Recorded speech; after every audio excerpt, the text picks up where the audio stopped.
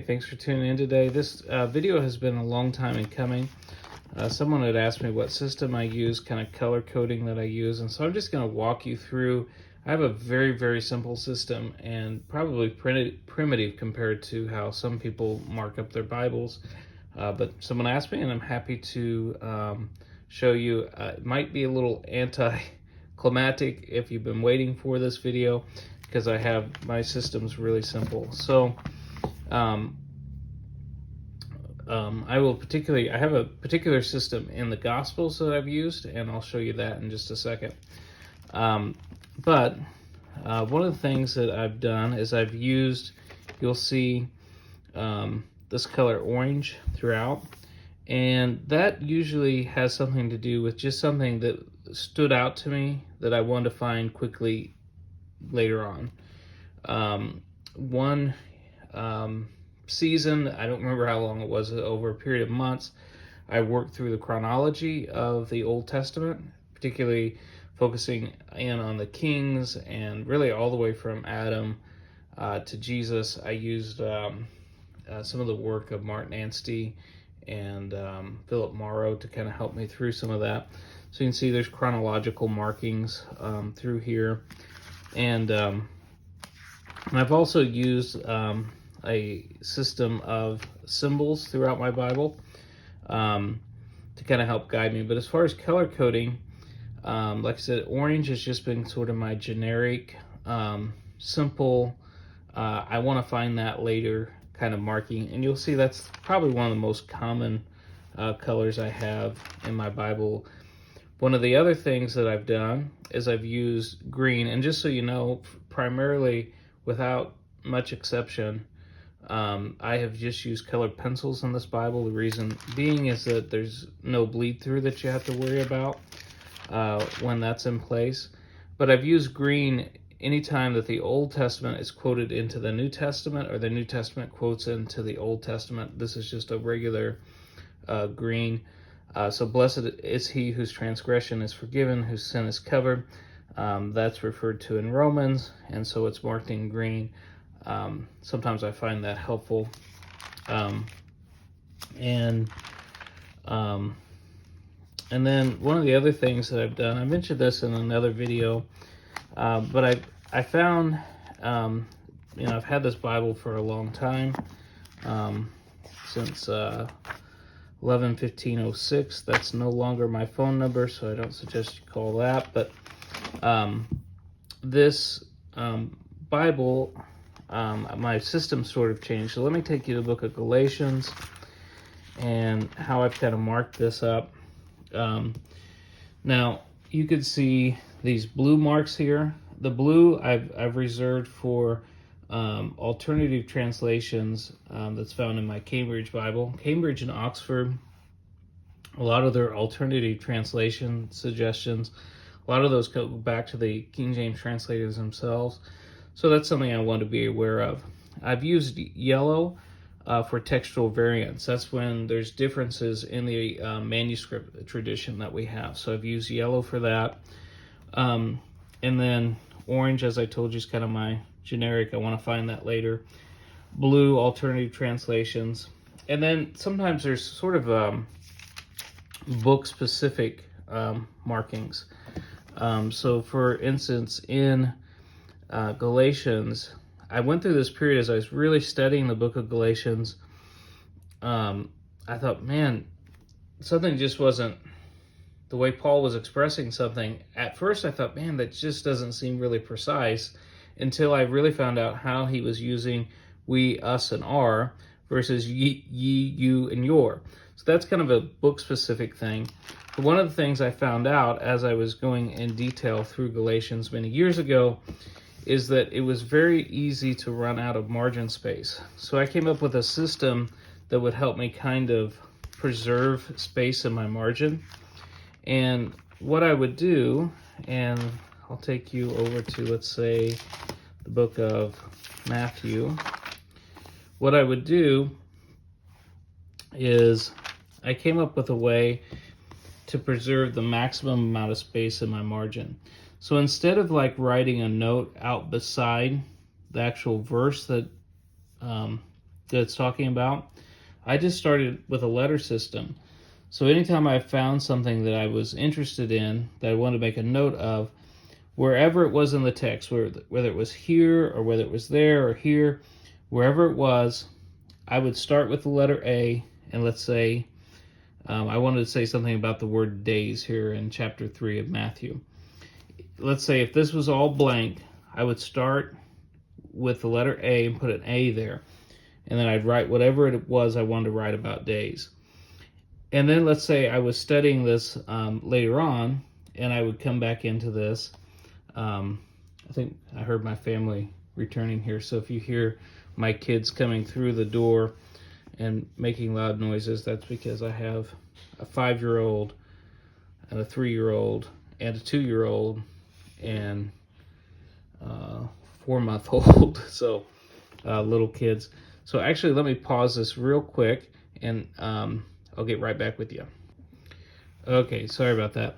So what I was explaining is, wherever I was in the, let's say if I put a letter A by the word days, then let's say I found another note by the word go.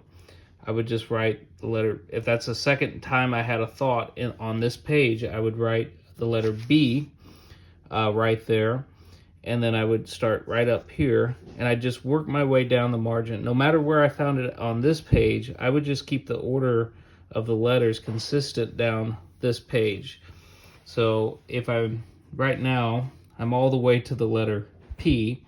So let's say I'm studying this, I would just go, you got M, N, O, P, Q would be, next, obviously. Let's say I wanted to write something about Egypt, there would be Q. And I'd, since I've run out of margin space, then I would start down this way. So I just kind of work my way down top to bottom and really left to right, and to preserve as much margin space as I can. So we talked about the orange, what I've used that for, talked about blue, what I use that for.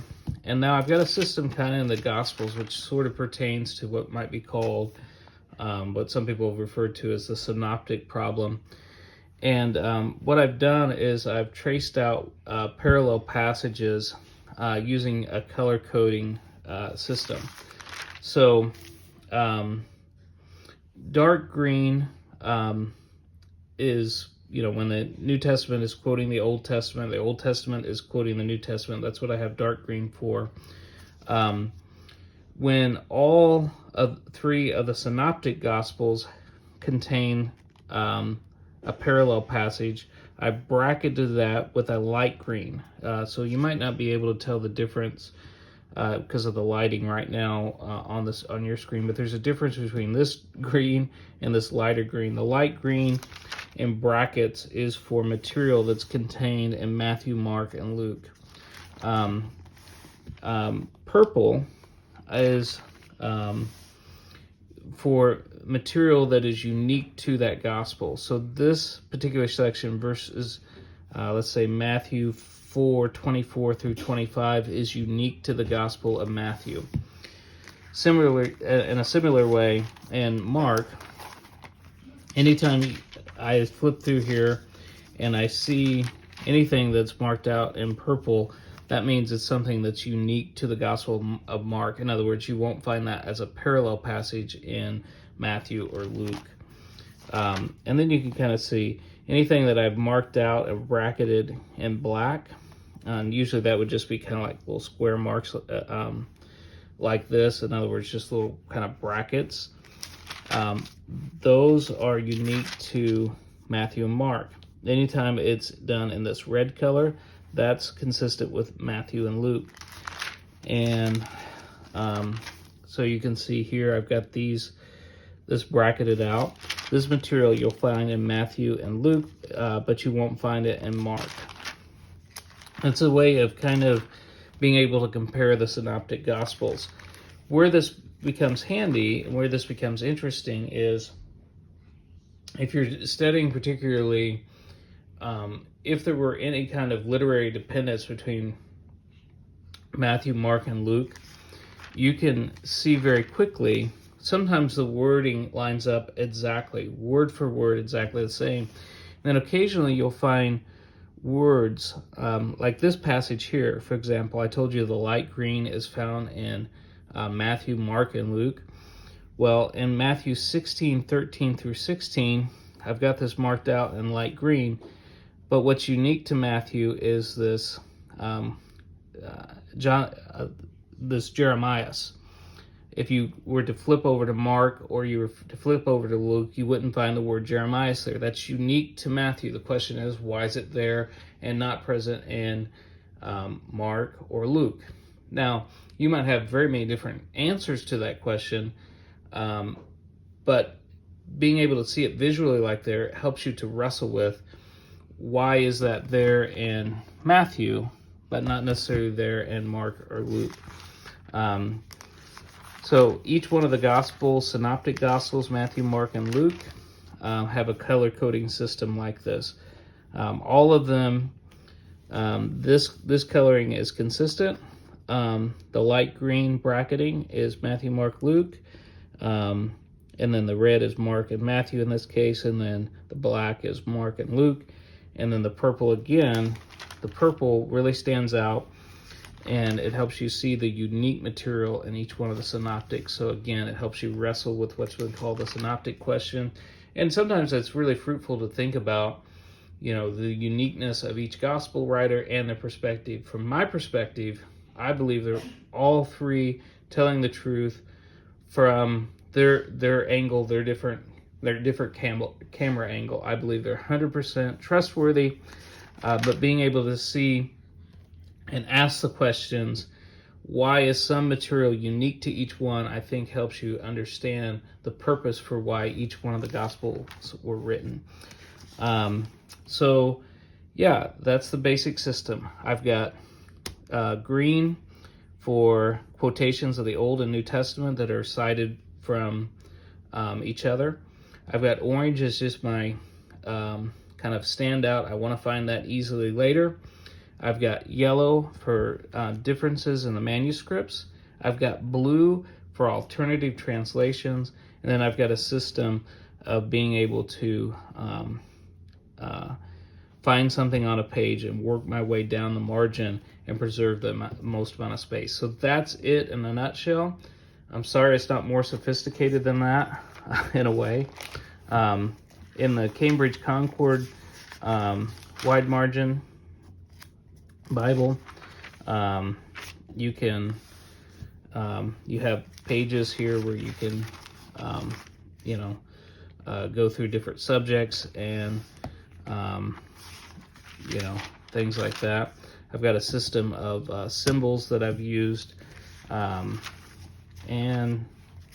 just subject indexes, different subjects that I've studied out over time.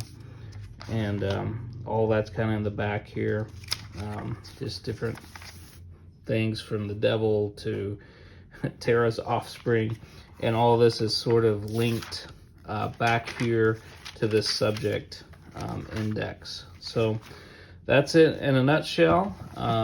If you've got any questions about that, I'm sure it wasn't terribly clear because I did this on the fly, but if you got any questions about that, let me know. Tell me what system you're using on your Bible, and we can learn from each other and grow. So the Lord bless you, and we'll see you on the next